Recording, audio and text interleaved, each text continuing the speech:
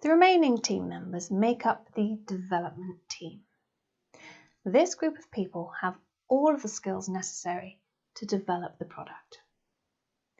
Being self-organized, they organize themselves and they determine how much work they think they can complete in each sprint.